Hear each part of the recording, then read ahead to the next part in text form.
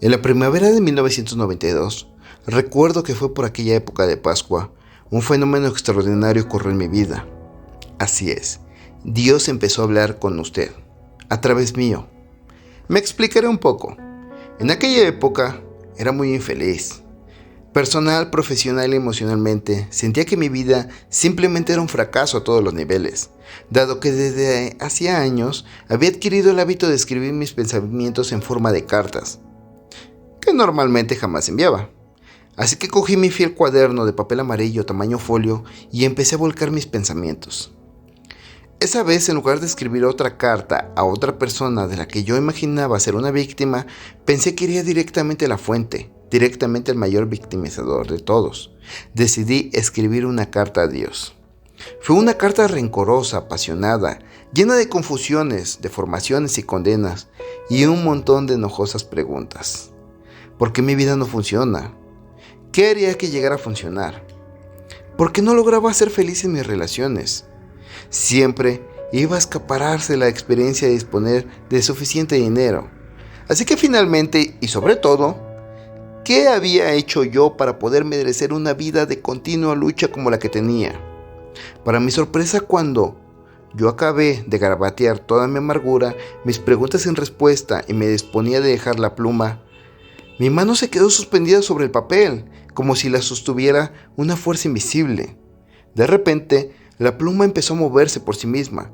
No sabía en absoluto lo que estaba a punto de escribir, pero parecía que iba a acudir una idea, de modo que decidí dejarme llevar, y lo que salió fue: respuesta. ¿Realmente deseas una respuesta a todas esas preguntas o simplemente te estás desahogando? A lo cual yo parpadeé, y entonces surgió una respuesta en mi mente. La escribí también. Pregunta: las dos cosas.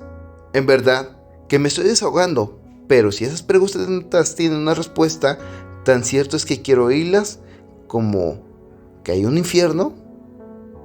Respuesta: muchas cosas son ciertas, como que hay infierno, pero ¿no sería más agradable que lo fuera como hay un cielo? Entonces volví a preguntar y escribí: ¿qué se supone que significa eso? Sin que yo lo supiera, había empezado una conversación y más que escribir por mi cuenta, estaba escribiendo el dictado. Este dictado duró más de 3 años y durante este tiempo no tenía ni la menor idea de cómo acabaría. Las respuestas a las preguntas que yo expresaba en el papel no me llegaban hasta que no terminaba de escribir completamente cada pregunta y apartaba mis propios pensamientos. A menudo las respuestas me llegaban más deprisa de lo que podía escribir, entonces tenía que garabatear rápidamente para no quedarme atrás. Cuando me sentía un poco confuso o desaparecía la sensación de las palabras que me llegaban de otra parte, dejaba la pluma e interrumpía el diálogo, hasta que de nuevo me sentía inspirado. Lo siento, es la única palabra que realmente resulta apropiada. Para poder volver a coger mi cuaderno de papel amarillo tamaño folio y reanudar la transcripción, estas conversaciones todavía duraban en el momento en que estoy escribiendo esto. Así es, y la mayor parte se encuentra en las siguientes páginas, las cuales contienen un asombroso diálogo en el principio que yo no podía creer, que luego supuse que me resultaría personalmente valioso, pero ahora comprendo que estaba destinado a otras personas y no solamente a mí. Estaba destinado a usted y a cualquiera que acceda a este material, puesto que mis preguntas también son las suyas. Así que vamos a iniciar con el diálogo, con una pregunta que me había estado formulando durante mucho tiempo. ¿Cómo habla Dios y a quién? Cuando lo planteé, he aquí la respuesta que yo obtuve. Hablo con todo el mundo, constantemente. La cuestión no es a quién hablo, sino quién me está escuchando. Entonces, un poco intrigado, le pedí a Dios que me explicara mejor, y esto es lo que dijo. En primer lugar, vamos a cambiar la palabra hablar por la palabra comunicarse. Es un término mucho mejor, resulta más completo y más apropiado, porque cuando nosotros tratamos de hablar a otros, tú a mí, yo a ti, inmediatamente nos vemos restringidos por la increíble limitación de las palabras. Por esa razón no me comunico únicamente con palabras, en realidad rara vez lo hago. Mi modo usual de comunicarme es por medio del sentimiento. Así es, el sentimiento es el lenguaje del alma. Si quieres saber hasta qué punto algo es cierto para ti, quiero que prestes atención a lo que sientes al respecto. A veces los sentimientos son tan difíciles de descubrir y con frecuencia aún más difíciles de poder reconocer. Sin embargo, en tus más profundos sentimientos se oculta tu más alta verdad. El truco está en llegar a dichos sentimientos. Te mostraré cómo de nuevo si tú quieres. Pregunta. Le dije a Dios que si quería, pero que en ese momento deseaba aún más una respuesta completa y detallada a mi primera pregunta. Así que he aquí lo que él me respondió. Bueno, también me comunicó con el pensamiento. Así es, el pensamiento y los sentimientos no son lo mismo. Aunque puedan darse al mismo tiempo, al comunicarme con el pensamiento a menudo utilizo imágenes. Por ello los pensamientos resultan más efectivos como herramientas de comunicación que las simples palabras. Además de los sentimientos y pensamientos, utilizo también el vehículo de la experiencia. Así es, que es un magnífico medio de comunicación. Y finalmente, cuando fallan los sentimientos, los pensamientos y la experiencia, es entonces cuando yo utilizo las palabras. En realidad, las palabras resultan el medio de comunicación menos eficaz, ya que están más sujetas a interpretaciones equivocadas y muy a menudo a malentendidos. Y te preguntarás, ¿y eso por qué? Pues debido a lo que son las palabras, estas son simplemente expresiones, son ruidos que expresan sentimientos, pensamientos y experiencias son símbolos, signos, insignias, no son la verdad, no son el objetivo real. De hecho, las palabras le pueden ayudar a uno a entender algo, mientras que la experiencia le permite poder conocerlo. Sin embargo, hay algunas cosas que uno no puede experimentar. Por eso, os he dado la herramienta de conocimiento. Son los llamados sentimientos y también los pensamientos. De hecho, la suprema ironía del asunto es que nosotros le hemos dado tanta importancia a la palabra de Dios y tan poca a la experiencia. En efecto, ustedes dan poco valor a la experiencia, cuando nuestra experiencia de Dios difiere a lo que tú puedes haber escuchado de Dios. Automáticamente tú desechas la experiencia y te quedas con las palabras, cuando debería ser precisamente lo contrario. Así que vuestra experiencia y vuestros sentimientos sobre algo representan lo que efectiva o intuitivamente sabéis acerca de ello. Las palabras únicamente pueden aspirar a simbolizar lo que nosotros sabéis, y a menudo pueden confundir lo que sabéis. Así pues, esas son las herramientas con las que yo me comunico, aunque no sistemáticamente, pues ni todos los sentimientos, ni todos los pensamientos, y ni toda la experiencia, ni mucho menos todas las palabras proceden de mí. A ver, muchas palabras han sido pronunciadas por otros en mi nombre. Muchos pensamientos y muchos sentimientos han sido promovidos por causas que no son resultado directo de mi creación. Y muchas experiencias se derivan también de las dichas causas. La cuestión consiste en poder discernir. La dificultad estriba en saber la diferencia entre los mensajes de Dios y los que proceden de otras fuentes. Esta distinción resulta sencilla con la aplicación de una regla básica. Vuestro pensamiento más elevado, vuestra palabra más clara, vuestro sentimiento más grandioso son siempre míos. Todo lo demás procede de otra fuente. Con ello se facilita la labor de diferenciación, ya que no debería resultar difícil ni siquiera para el principiante poder identificar lo más elevado, lo más claro y lo más grandioso. Así que no obstante, en ese momento te daré algunas directrices. El pensamiento más elevado es siempre aquel que encierra alegría. Las palabras más claras son aquellas que encierran verdad. El sentimiento más grandioso es el llamado amor. Alegría, verdad, amor, los tres son intercambiables y cada uno siempre lleva a los otros. No importa en qué orden se encuentren. Una vez determinado utilizando estas directrices, qué mensajes son míos y cuáles proceden de otra fuente, lo único que falta saber es que mis mensajes serán tenidos en cuenta. Así es, la mayoría de mis mensajes no lo son. Algunos porque parecen demasiado buenos para poder ser verdad, otros porque parecen demasiado difíciles de seguirlos, muchos debido a que simplemente a que se entiendan mal. De hecho, la mayoría porque no se reciben. Mi mensajero más potente es la experiencia, e incluso a esto la ignoras especialmente. Así es, vuestro mundo se hallaréis en el estado en el que se encuentra simplemente si hubieran escuchado nuestra experiencia. Así que el resultado de que tú no escuchas es nuestra experiencia de que estás reviviéndola una y otra vez, puesto que mi propósito no puede verse frustrado ni mi voluntad ignorada. Así que tú tienes que recibir el mensaje antes o después. Sin embargo, yo jamás te voy a forzar, jamás te voy a condicionar, ya que yo te he dado libre albedrío y esa es la facultad de hacer lo que tú quieras, y nunca te la voy a quitar. Así pues seguiré enviando los mismos mensajes una y otra vez a lo largo de milenios y a cualquier rincón del universo en el que habitéis. Seguiré enviando infinitamente mis mensajes hasta que los hayáis recibido, los hayáis escuchado con atención, haciéndolos nuestros. Mis mensajes pueden venir bajo un centenar de formas, en miles de momentos durante 1.000.000 de años. No podéis pasarlos por alto si realmente escuchéis. No podéis ignorarlos una vez hayáis oído verdaderamente. De este modo, nuestra comunicación empezará en serio, ya que en el pasado únicamente me habéis hablado, me habéis rezado, habéis intercedido ante mí, habéis suplicado, pero ahora puedo responder, siquiera sea como lo estoy haciendo en este momento. Entonces pregunté, ¿cómo puedo saber que esa comunicación procede de Dios? ¿Y cómo sé que no se trata de mi propia imaginación? Y he aquí la asombrosa respuesta. ¿Qué diferencia habría? ¿No ves que puedo utilizar tu imaginación con la misma facilidad que cualquier otro medio? Te traeré los pensamientos, palabras o sentimientos exactamente apropiados y en un determinado momento, precisamente cuando me venga bien para mi propósito, utilizaré alguna sentencia, o tal vez varias. Sabrás que esas palabras proceden de mí, porque tú, espontáneamente, no has hablado nunca con tanta claridad. Si hubieras hablado ya con claridad de tales asuntos, no te preguntarías acerca de ellos. Entonces yo volví a preguntar, ¿con quién se comunica Dios? ¿Se trata de personas especiales, en momentos especiales? A lo cual, he aquí la respuesta. Todo el mundo es especial, y a todos los momentos son buenos. No hay ninguna persona que sea más especial que otra, ni ningún momento que sea más especial que otro.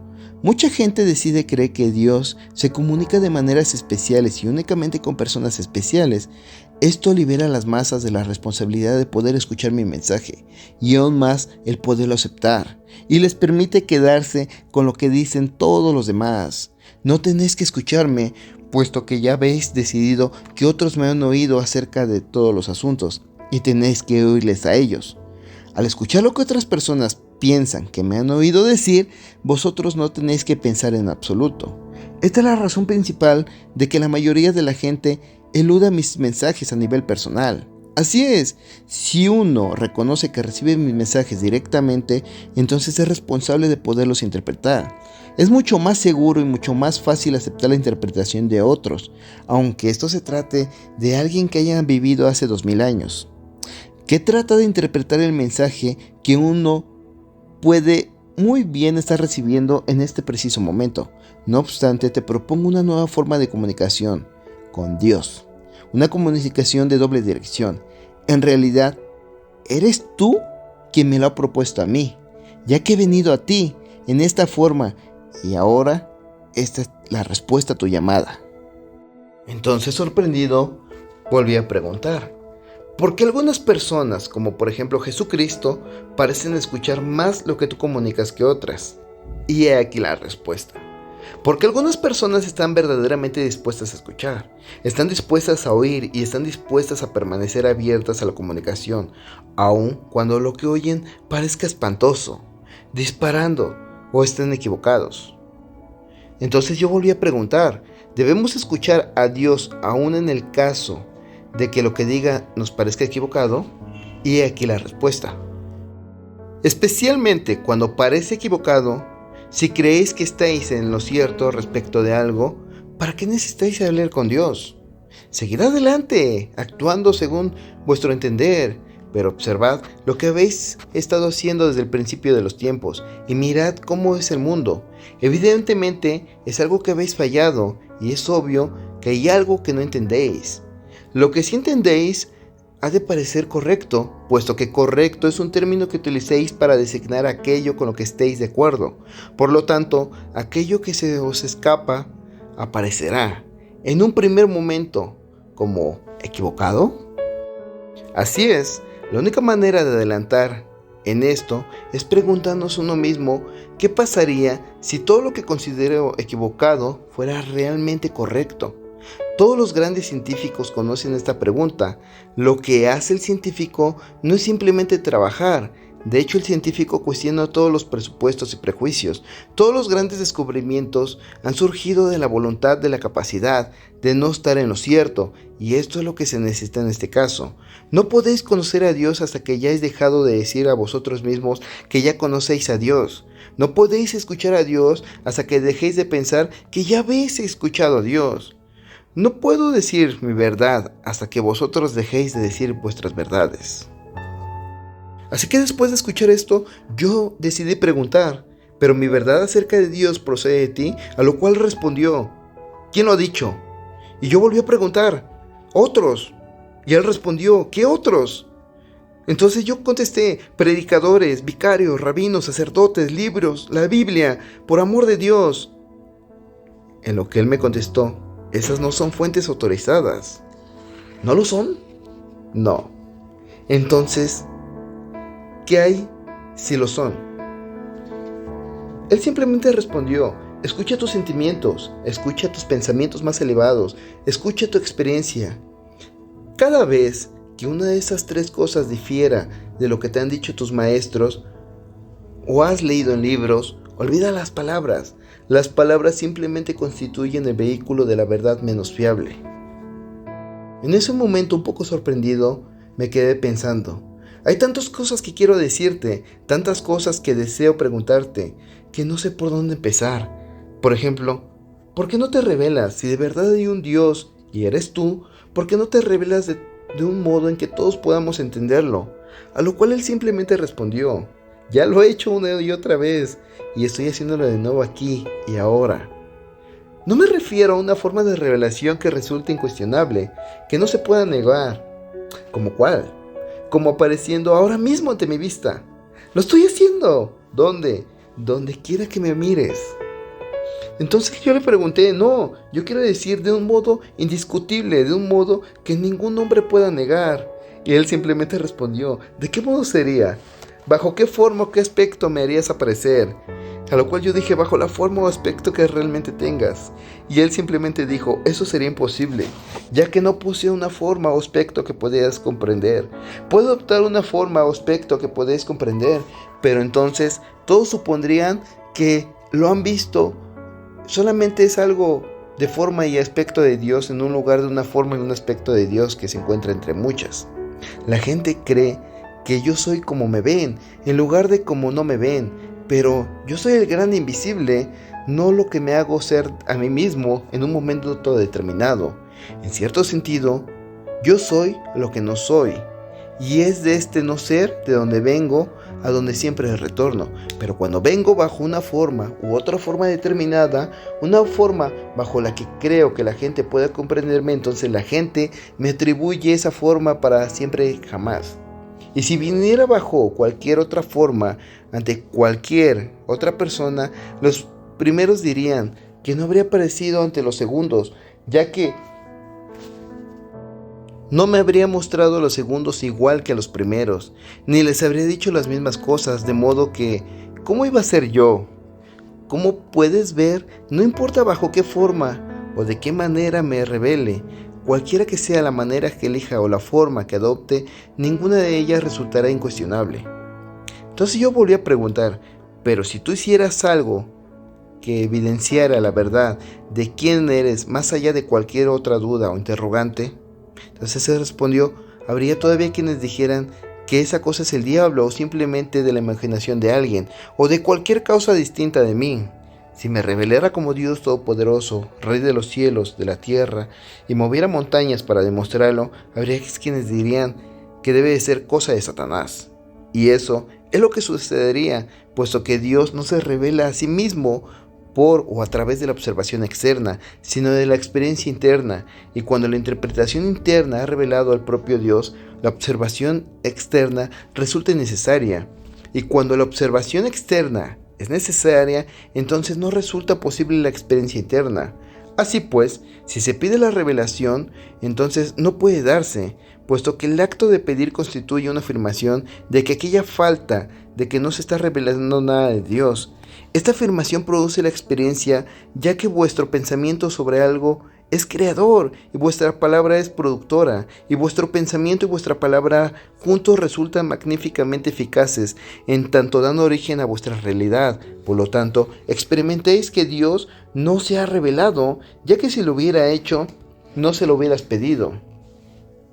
Entonces yo pregunté, ¿significa eso que no puedo pedir nada que desee? ¿Me estás diciendo que rezar por algo en realidad aleja eso algo de nosotros? En lo cual él me respondió, esta es una pregunta que ha sido respondida a través de los siglos y que ha sido respondida cada vez que se ha formulado, pero no habéis escuchado la respuesta o no queréis creerla. Responderé de nuevo con palabras de hoy, en un lenguaje actual de la siguiente manera.